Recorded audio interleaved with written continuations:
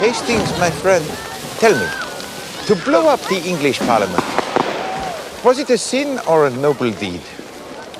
Oh, it's no good asking me, old son. I was never much of a one for politics.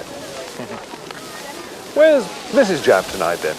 She can't abide fireworks. Ah, the noise disturbs the delicate sensibilities of many ladies. Maybe. I think it's more that she doesn't like to see people enjoying themselves.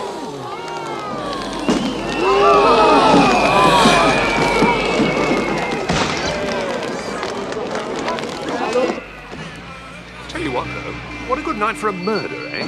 I mean, if somebody wanted to kill anybody, nobody would know if it was a gunshot or a firework. But not so good, my friend, if your chosen method is strangulation. No, that's true. No. Or poisoning, come to that. Yes. You're pulling my leg. Yes, Hastings, we pull ever so gently the leg. Well, I still think it's a jolly good night for a murder. Anyway, I'm going to leave you here. This is where I garage my car. Good night, Chief Inspector. Good night, Poirot. Good night, Captain Hastings. Other man. Good night. Steady on, lads.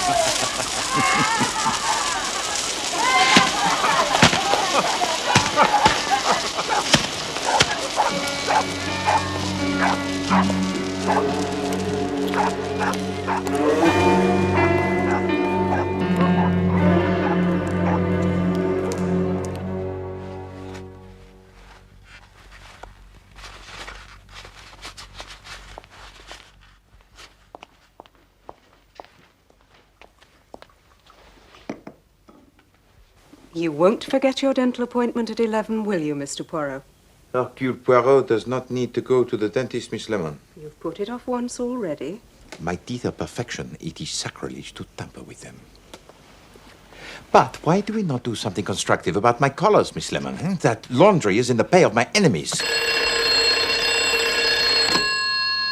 Hercule Poirot's residence. Poirot, please. Oh, Japp here. yes. Chief Inspector Japp. He's here.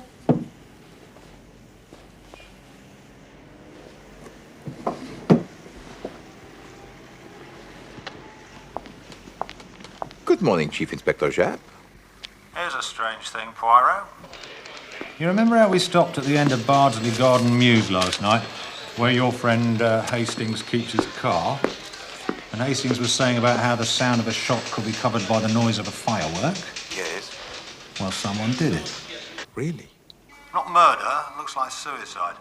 But they're not entirely happy about it. I'll meet you there in 1 hour. Cancel all my appointments for this morning, Miss Lemon. But Good of you to spare the time, Poirot. No, not at all. But I hope you appreciate, my friend, the urgent business I have had to cancel to be here. Oh, really? Oh, yes.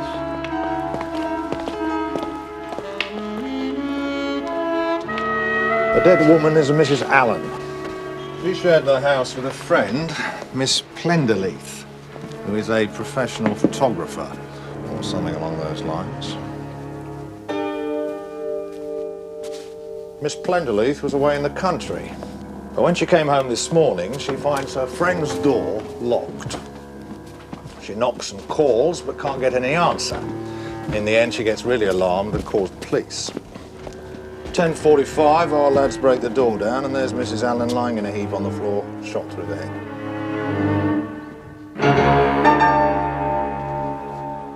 Right, Brett, what's the trouble? Well, the position's all right. If she shot herself, she'd probably have slipped from the chair into just that position. But The prints on the gun, sir, they're the problem. Bit of a thumbprint and a forefinger, and that's all. Just what you get from someone trying to press the dead woman's fingers on the gun and not doing it very well.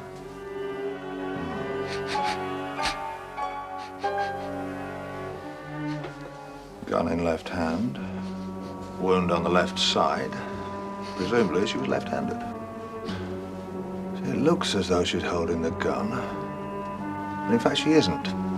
It's just sort of lying in her hand. Anything else? Yeah, the window was closed and bolted, and the door was locked. We haven't been able to find the key. What's this then?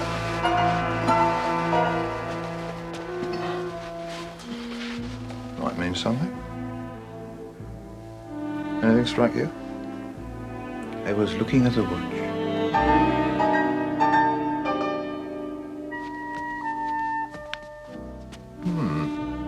Expensive by the look of it. Tuesday, November the 5th. How long has she been dead? She died at about 11:30 last night.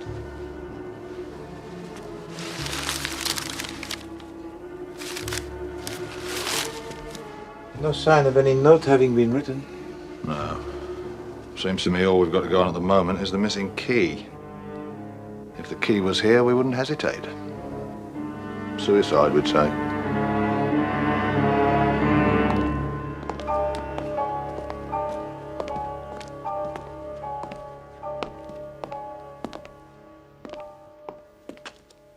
This must be a terrible shock to you, Miss Plenderleith.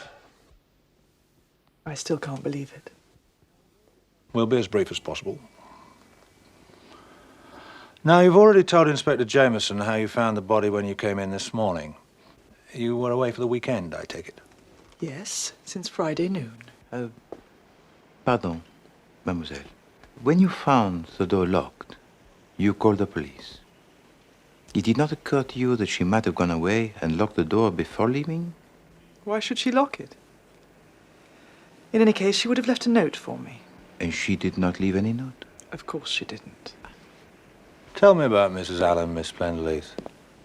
I met her abroad. She was on her way back from India. I was looking for someone to share a flat with me. We decided we liked each other. What about the husband?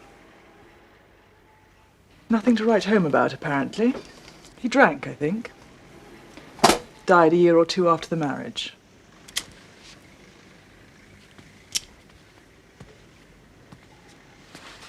Do you know if Mrs. Allen was in any financial difficulties?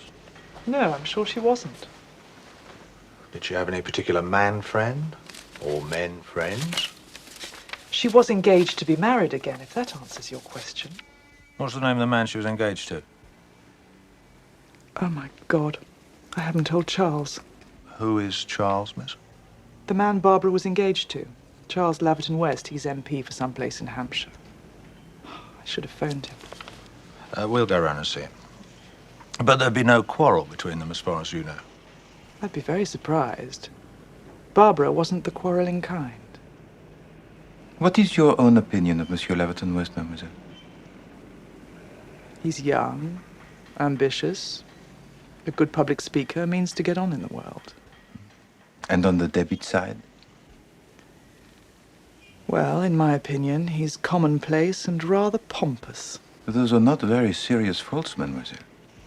Oh, you don't think so? Well, they might be to you, but to Mrs. Allen, no. She would not notice them. You were fond of your friend? Yes, very.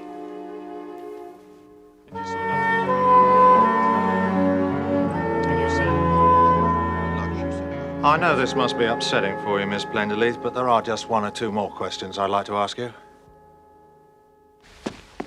Mrs. Allen was left-handed, wasn't she? Left-handed? No, I don't think so. No, I'm sure she wasn't. Really? You see, Mrs. Allen was shot in the left temple, and the gun was in her left hand. Didn't you notice that when you found the body? No, I didn't. It was so horrible, I didn't notice anything. That's understandable, miss.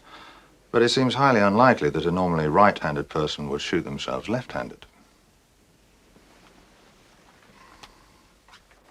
Have you ever seen this before?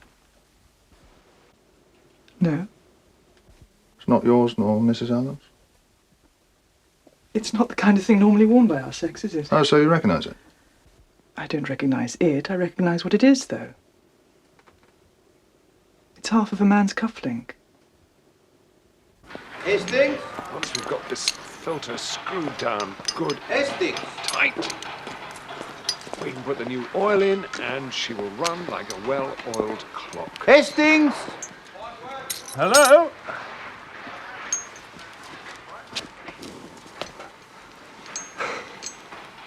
What are you doing, Hastings? Well, I thought I'd just do some work on the car. But you were to ask questions, Hastings, to sound out local opinion. Oh, I've done that. Freddie? Freddie's helping with the oil filter. That'll do. Finger tight for now. We'll put the spanner to it when we've put in a new gasket. Right. This is Mr. Poirot. How are you, Gov? I'm Fred Dog. You can call me Freddie. Hello, Freddie. Freddie's got the goods. Did you see something last night? Well, Miss Allen, she went to the post box about 6. About 9:30, though, a car pulled up. Standard Swallow Saloon. Rubbish, really. But it looked smart. A man got out. He was about 45, well set up. Military-looking gent. You've seen him before? Yeah, a couple of times. Dark blue overcoat, toothbrush moustache.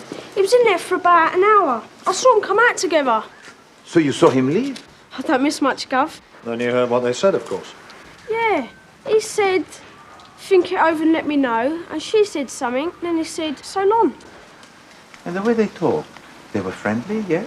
Can't always tell what else, can ya? But they seemed all right. You didn't hear what Mrs. Allen said. Nah, she was sort of round behind the door. Now, look here, my boy. I want you to answer my next question very carefully. If you don't know the answer or can't remember, you just say so. That clear? Ask the question. Which of them shut the door? Mrs. Allen or the gentleman? I think the lady did. No, she never. It was him. He pulled it to with a big bang and then got into the car really quick. Yeah. Here you are, my boy. You seem a bright kind of shaver. Here's 6pence for you. That's very kind of you, sir. But you couldn't see a way to making it shilling, could you? Go on, clear off.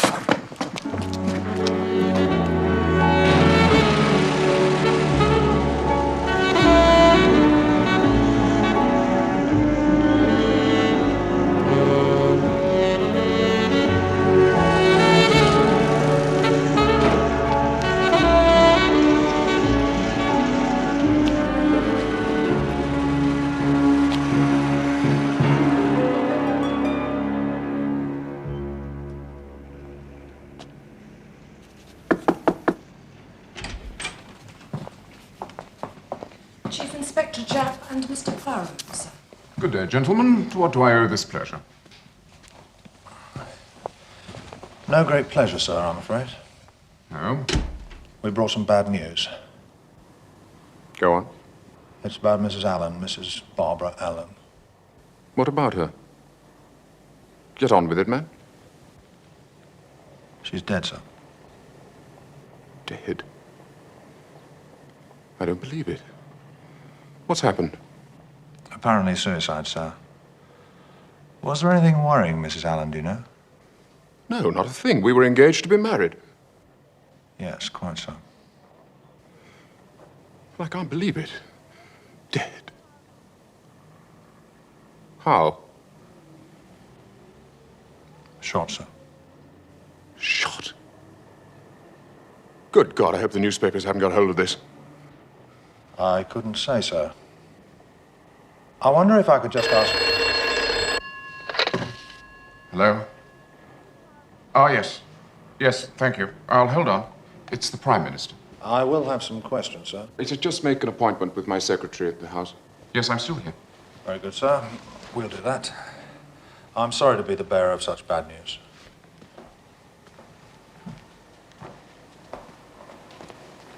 Pardon, monsieur. Allow me to express my deepest sympathy at your loss. Yes, right, thank you. Stiff upper lip, you know, that's the British way. Magnifique. By the way, sir, was Mrs. Allen left-handed? Left-handed? No, I don't think so. Can't say I ever... No, she was right-handed, I'm sure. Ah, Prime Minister. No, not at all, Prime Minister. Yes. Yes, everything's ready for you.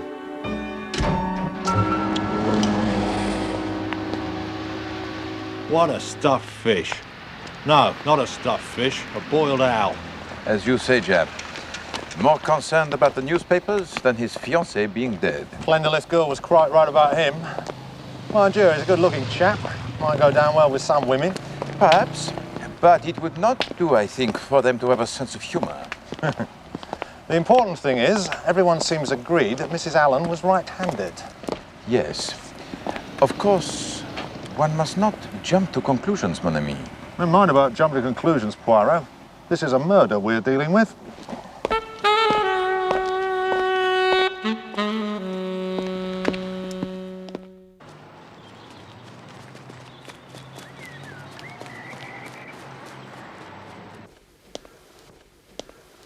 To the Bulldog Breed Laundry.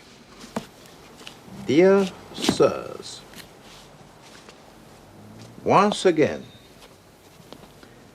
I am obliged to communicate to you the dissatisfaction I have for your starching of my collars. I refer to my instructions of the 2nd of March, 1935, and subsequent letters. You look them up in the file, Miss Lemon, and enumerate them. All of them, Mr. Poirot? All of them, Miss Lemon. It has become serious. The trouble is, Mr. Poirot, they just don't understand the letters. Why not? They're Chinese, Mr. Poirot. The Bulldog Breed Laundry is Chinese? Yes, Mr. Poirot. What is the world coming to, Miss Lemon? I'm sure I couldn't say, sir, but when the boy brings your laundry back, he brings the letters back too for me to explain to him. And you do? No, Why not? I don't speak Chinese. So what do you say to him? Well, I say, him collar no very good, starchy. I show him the collars and say it.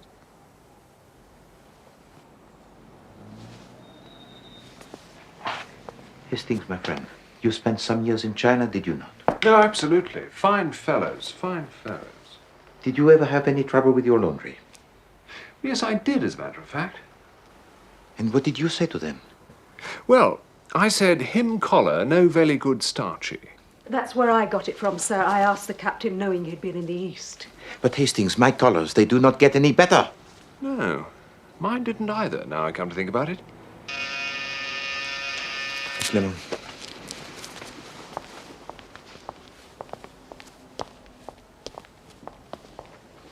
Why don't you get yourself some turned-down collars, Poirot? They're much more the thing, you know. The thing, Hastings? Do you think Poirot concerns himself with mere thingness? No. No. No, I see that. The turned-down collar is the first symptom of decay of the grey cells. It's Chief Inspector Japp, Mr. Poirot. Well, she's out of it.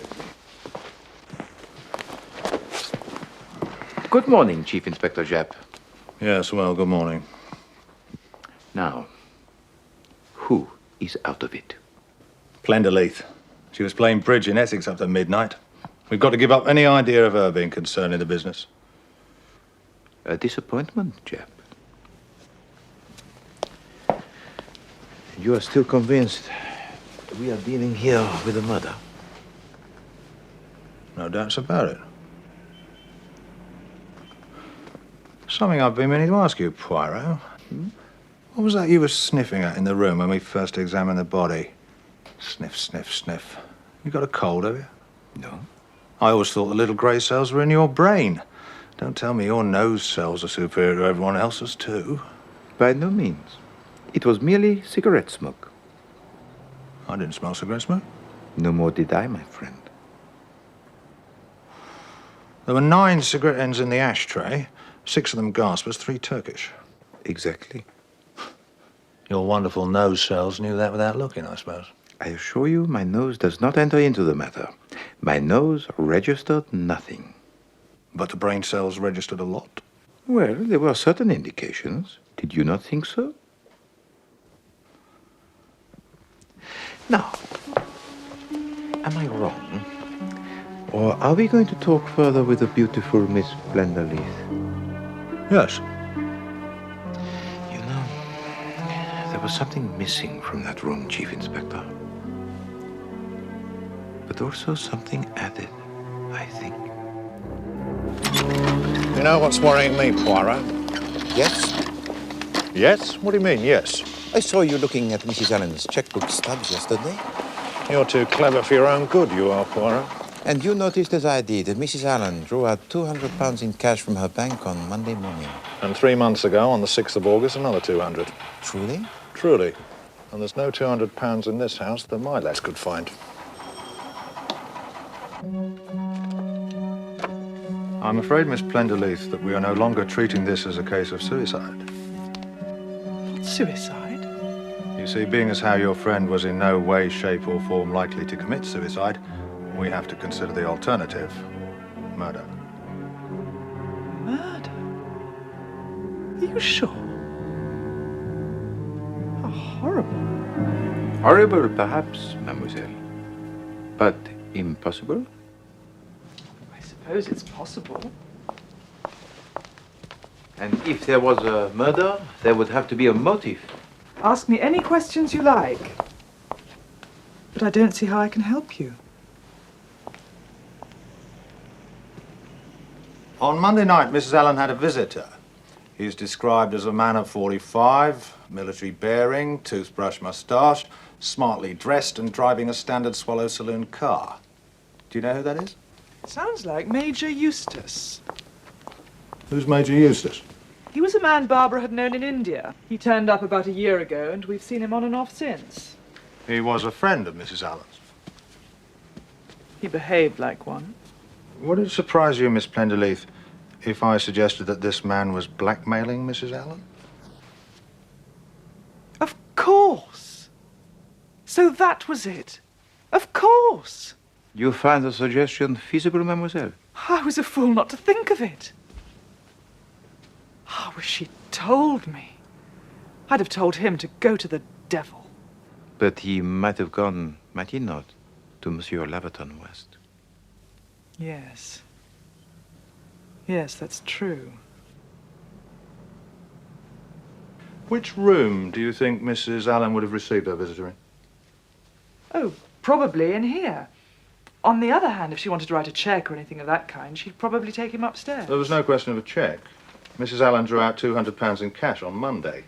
So far, we've not been able to find any trace of it in the house. But I'd like to have just one more look round, if I may. Look anywhere you like. Thank you.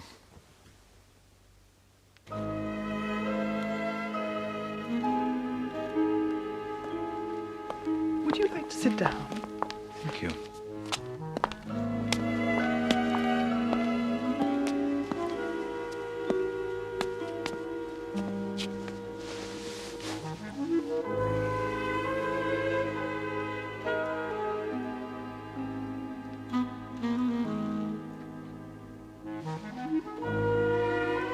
Cigarette? You are most kind.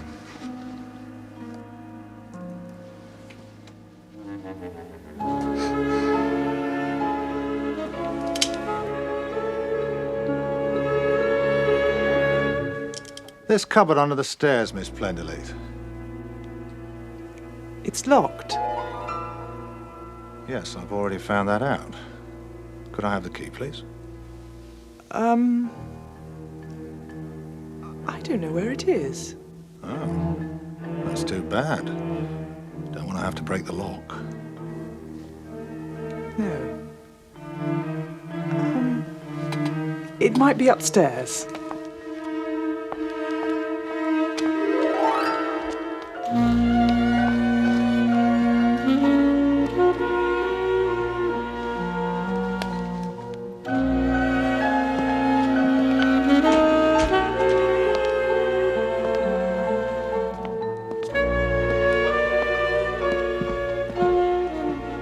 I managed to find it.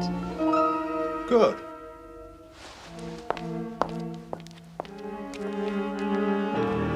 We keep it locked, otherwise one's umbrellas and things have a habit of getting pinched. Very sensible.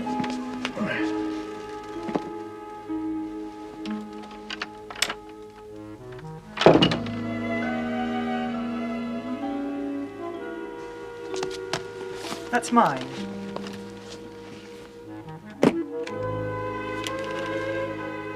It came back with me yesterday morning, so there can't be anything there. Just as well to be on the safe side.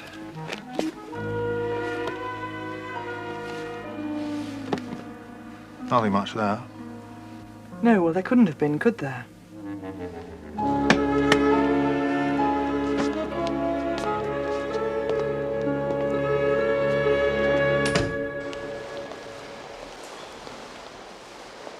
Sorry to bother you again, Mr. Labden West. Couldn't it have waited? This sort of inquiry is often inconvenient, sir. I don't mind the inconvenience if I see the results. Have you any idea yet, Chief Inspector, what caused Mrs. Allen to take her own life? Well, perhaps it will be more understandable, sir, if I tell you that it was not suicide, but murder. What are you talking about? Have you any idea, Mr. Laverton West, who might have any conceivable motive? No. It's bizarre. The mere idea is unimaginable. She never mentioned any enemies? Anyone who might bear a grudge against her? Never. Do you know Major Eustace? Eustace? Eustace? Oh, yes, I remember. I met him once at Barbara's. Mrs. Allen's. Rather a doubtful type, in my opinion. I said as much to Mrs. Allen. He wasn't the sort of man I should have encouraged to come to the house after we were married. Look, I've got to get dressed. What did Mrs. Allen say to that? She quite agreed. She trusted my judgment implicitly. And, naturally, as my wife, she would have found a good many of her old associates, well, unsuitable, shall we say? Quite. What can you tell me about your own movements on the night of November the 5th, sir? My movements? My movement? Purely a matter of routine, sir. We have to ask everybody. I should have thought a man in my position might have been exempt. It doesn't work quite like that, sir. Very well. Let me see. I was at the House of Commons. Left about 10:30, went for a walk along the embankment. Watched some of the fireworks. Lucky there aren't any plots like that nowadays. Then I walked home. What time did you arrive? Somewhere about 11:15, 11:30. Perhaps someone let you in? No. Did you meet anyone whilst walking? No.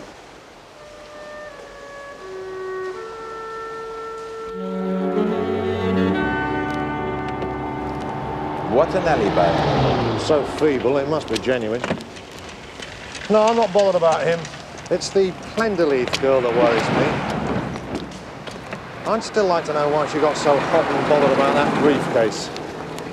That's something in your line, Poirot. You like chasing about after the kind of triviality that leads nowhere. The mystery of the perambulating briefcase. Sounds quite promising.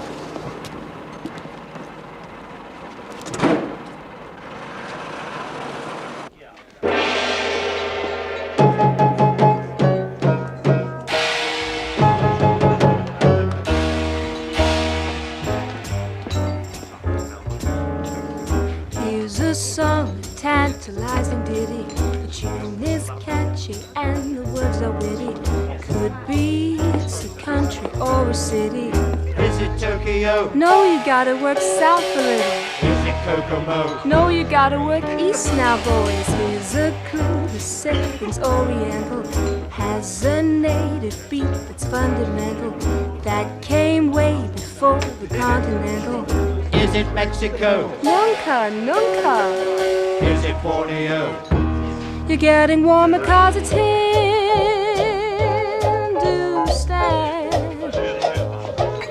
where we stop to rest our tired caravan.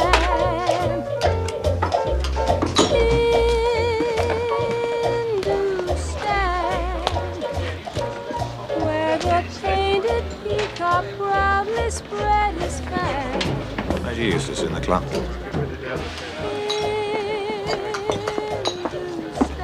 Major Eustace. Yeah? Chief Inspector Japp, Scotland Yard. Oh, yes? Drink? No, thank you, sir. Might we have a word? Yes. Shall we go over here?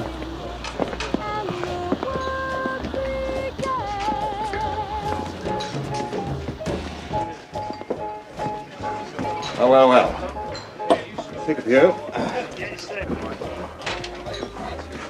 Not often I get honored by a big gun like a chief inspector.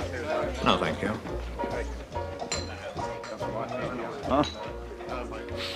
You smoke Turkish, I see. Yes. Would you prefer a gasper? I've got some. Somewhere. No, this'll do fine. Thanks. I think you knew Mrs. Barbara Allen, Major Eustace. Ah, yes. Very sad business. I saw it in the paper last night. You met her out in India, I believe. Yes. That's some years ago now. Did you also know her husband? No, as a matter of fact, I never came across Alan. But you know something about it. I heard it was by way of being a bad hat. Of course, that was only hearsay. Mrs. Allen never spoke about it. Never. What I want to know is, did you see Mrs. Allen on the night of November the 5th? Indeed, I did. You called at her house, I think. That's right. She asked me to advise her about some investments. She gave no hint about contemplating suicide. Well, not the least in the world. As a matter of fact, when we said goodbye, I said I'd ring her up soon and we'd do a show together. You said you'd ring her up. Those were your last words? Yes. Curious. I have information that you said something quite different. My information is that what you actually said was, well, think it over and let me know. Not quite the same thing, is it? Well, I think what I said was that she should let me know when she was free. I mean, you can't expect a man to remember word for word. Excuse me, Major. Deirdre says we need some more gin from the cupboard. Ah. Get a couple of bottles out, will you, Trevor? Right. You own this place, do you, Major Eustace? Wish I did. Little gold mine, this.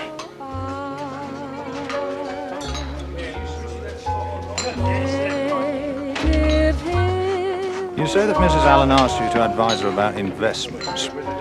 Did she by any chance entrust you with a sum of £200? What the devil do you mean by that? Well, Mrs. Allen drew out the sum of £200 in cash from her bank. Some of the money was in £5 notes. They can be traced by their numbers, of course. Well, trace them then, and be damned to you.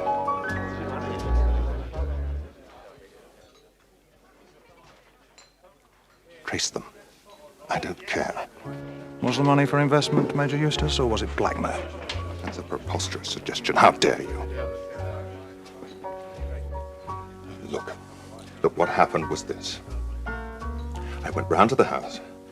I mean, I telephoned first. What time did you get there? About 9:30. We sat and talked. And smoked. Yes, and smoked. Anything wrong with that? Where did this talk take place?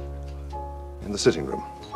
As I said, we sat and talked quite amicably, and then I left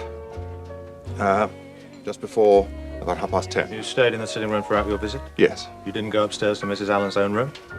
No. Could I just look at your cufflinks, Major Eustace? Cufflinks? You can refuse if you wish, of course. I've got nothing to hide.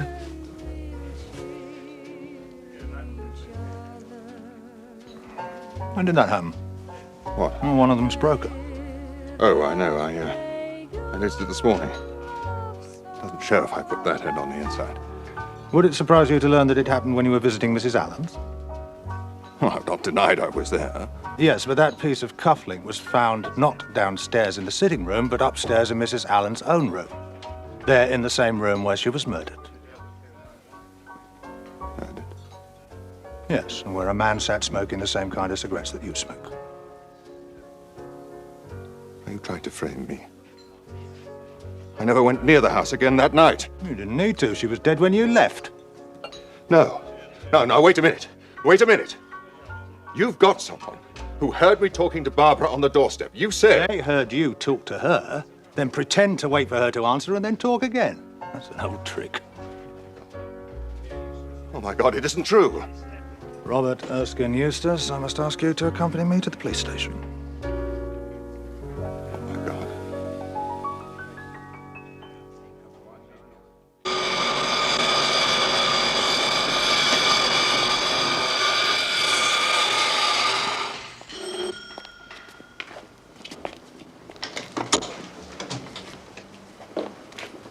Oh, hello. Yes, dear? Could I please speak to Miss Plenderleith? Well, you could, dear, if she was here. She's gone off playing that golf. Golf? If you please. And that poor Mrs. Allen still lying cold down at the mortuary. Indeed. This is most difficult. I'm sorry, Mrs. Pierce, dear.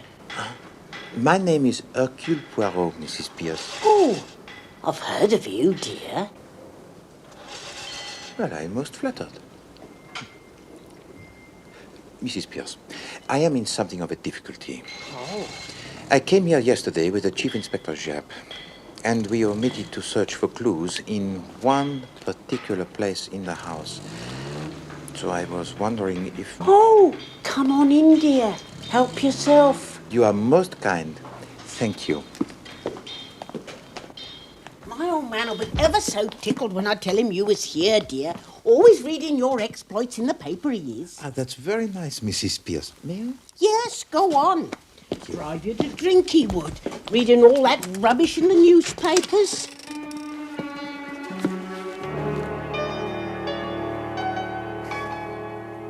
Mrs. Pierce, where does Miss Plenderleith go to play the golf?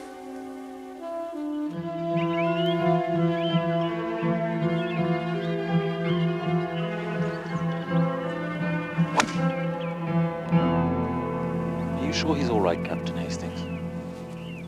The name of Poirot is feared on golf courses all over the continent. You don't happen to have a handicap certificate on you, do you, sir? No, I'm fine. Now, there should be a little hole somewhere, and I have to push the ball into it. You see that flag there?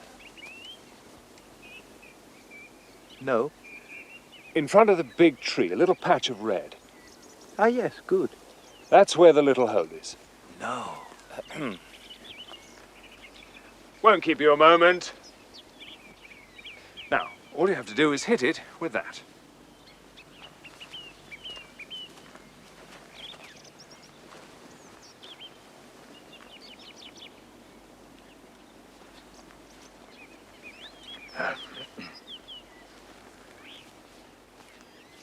Go ahead. Easy does it. Am I allowed to hit the flag? Oh, yes, that'll be fine.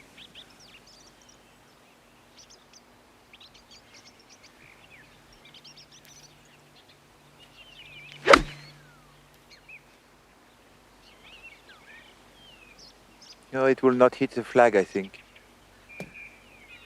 Oh. Bad luck.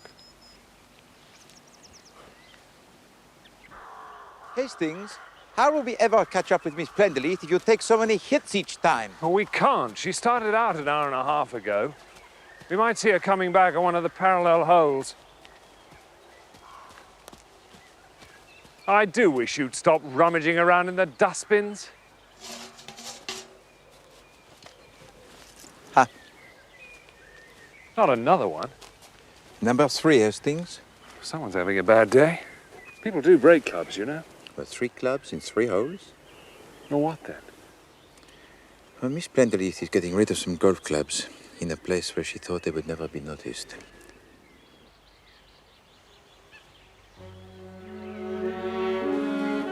Major Eustace is not guilty of murder, Hastings.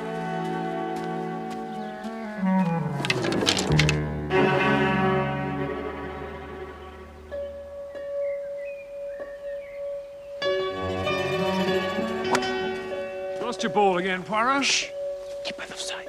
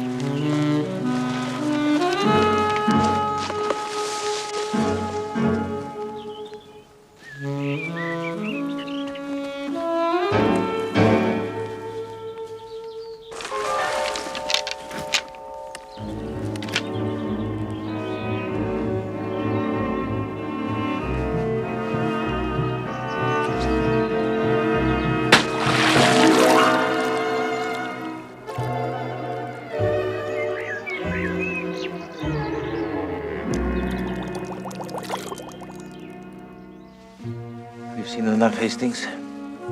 I must regretfully abandon our most interesting game and go and telephone the Chief Inspector Jap. Come on.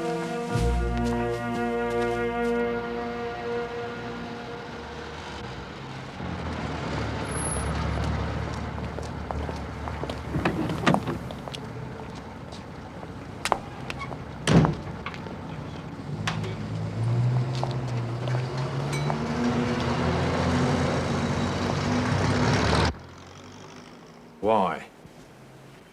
Why would a presumably sane young woman want to throw an expensive case into a lake with just 2 magazines in it and a couple of stones to make sure it sank? You need worry no longer. The answer is coming. And why break up a perfectly good set of golf clubs? I don't mind telling you, I lay awake last night worrying about it. Mon pauvre chap. Miss Plenderleaf, Mr. Poirot. Thank you, Miss Lemon. I'm sorry I'm late. I've just come from Barbara's funeral. It was so good of you to come. Please sit down, mademoiselle.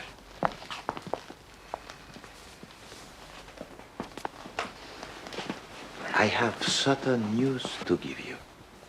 I read it in the papers. Major Eustace has been arrested.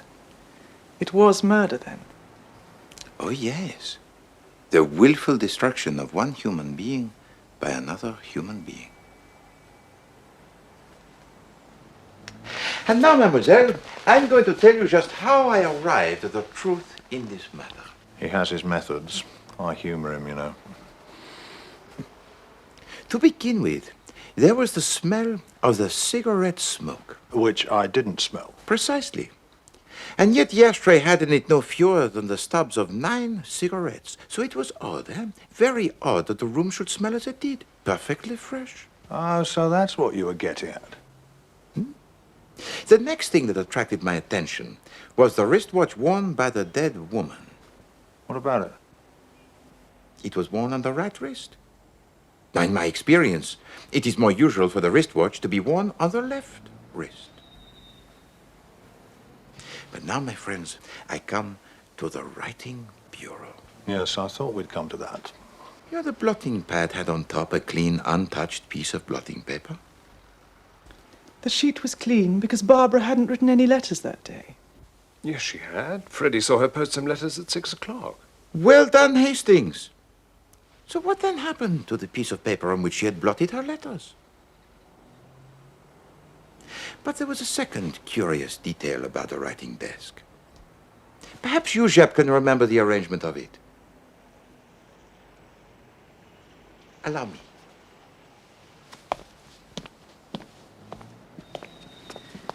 inkstand and blotting pad in the center. The pen tray to the left. The calendar and the quill pen to the right. Eh bien? Yes? Ah, you do not see.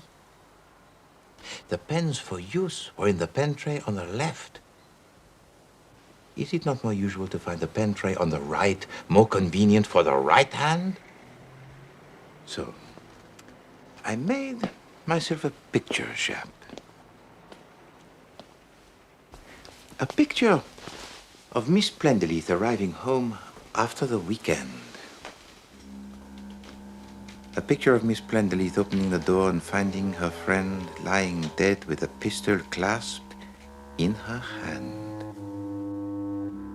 Barbara? Her left hand, naturally, since her friend was left-handed. In spite of everything Miss Plendelith has done to convince us that her friend was right-handed.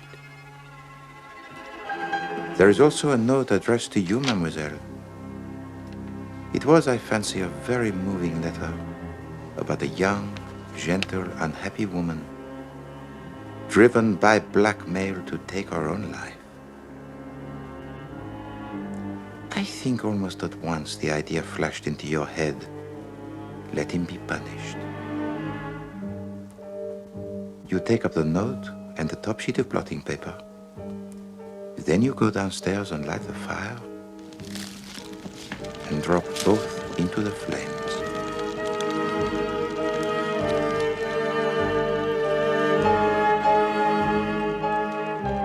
You take the ashtray upstairs to further the illusion that there were two people sat up there talking.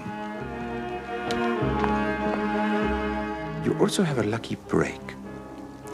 You discover a fragment of Major Eustace's cufflink in the sitting room. You take that upstairs too. You expect that to clinch the matter.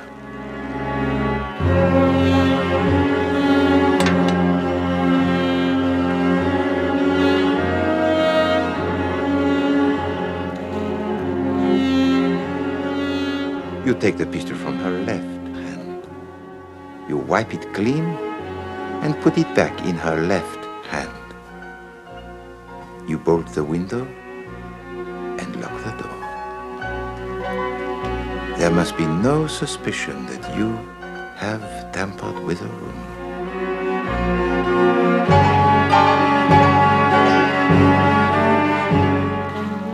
And so it goes on. Oh yes, mademoiselle, it was clever. A very clever murder. For that is what it was. The attempted murder of Major Eustace. It wasn't murder. It was justice. That man hounded Barbara to her death. Poor kid. Just because she got involved with some married man in India and had a baby. When the child died, she came back to England. She met Charles and fell in love with him. God knows why, the pompous little tick. And then that devil Eustace turned up from India.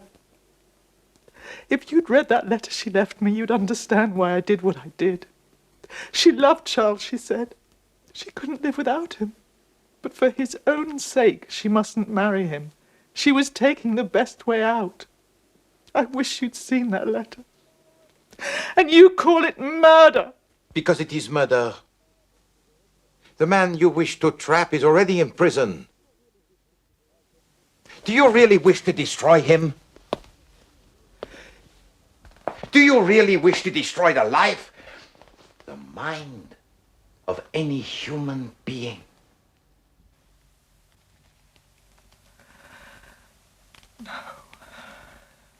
No, I don't. I wish I did. But I don't.